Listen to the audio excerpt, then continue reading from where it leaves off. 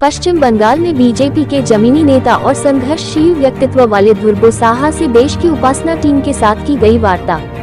बता दें कि ध्रुव साहा ने कड़ी टक्कर और मेहनत के दम पर 25 साल के विधायक, प्रोफेसर तथा टीएमसी के बड़े चेहरे और पूर्व मंत्री को हराकर बड़ी बम्पर जीत दर्ज की है।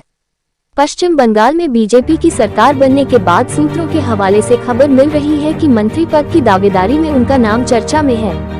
कुल मिलाकर देखा जाए तो उनके अंदर मंत्री पद संभालने की पूरी काबिलियत मौजूद है। ध्रुव साहा बीरभूम जिला बीजेपी के अध्यक्ष के तौर पर काम करते हुए उन्होंने हर समय टीएमसी के खिलाफ संघर्ष किया। संघर्ष के दौरान उन्हें कई बार जेल भी जाना पड़ा और उनके खिलाफ कई मामले भी दर्ज किए गए, लेकिन इन सब के बावजूद उन्होंने बीजेपी के लिए अपना संघर्ष जारी रखा। साथ ही राजनीतिक मुश्किलों के समय बीजेपी के कार्यकर्ताओं और समर्थकों का हमेशा साथ दिया तथा उन्हें उत्साहित और प्रेरित करते रहे। इसी वजह से उनके अंदर सभी को साथ लेकर काम करने की क्षमता दिखाई देती है। ध्रुव साहा ने देश की उपासना से वार्ता में कहा है कि हम बीजेपी के एक साधारण कार्यकर्ता हैं और पार्टी जो भी जिम्मेदारी हमें देगी वह हमें मंजूर होगा। अब आखिरकार देखना ये होगा कि बीजेपी ध्रुव साहा जी को कौन सी बड़ी जिम्मेदारी देती है। गोपाल राजमोहन, प्रलय भट्टाचार्य के साथ आलोक बैनर्जी। अगर इस चैनल को सब्सक्राइब नहीं किया है तो अभी कर लीजिए। पश्चिम बंगाल असेंबली इलेक्शन में भाजपा की बड़ी जीतने के बाद, बम्पर जीतने के बाद जो तृणमूल कांग्रेस का जो संगठन है उसको सेंध मारते हुए भाजपा ने पश्चिम बंगाल में 200 से ऊपर सीट जीत गया है।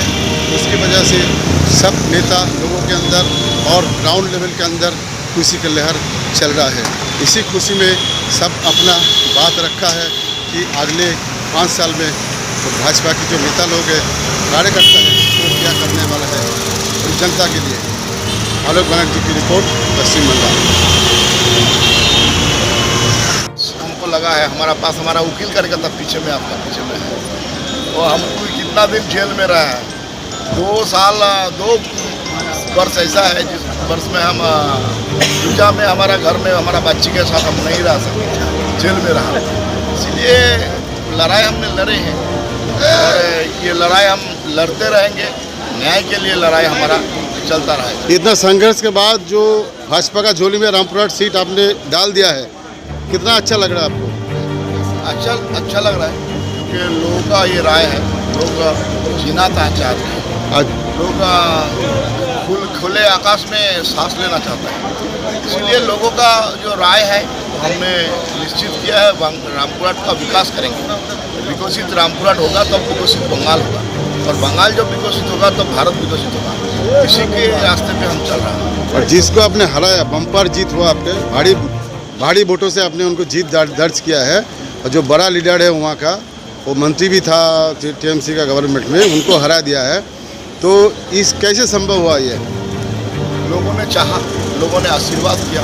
हमने पिछले 5 साल में लोगों का साथ ले, लोगों को जो न्याय दिलाने के लिए जो लड़ाई किए हैं उसका हमको जय मिला। इसी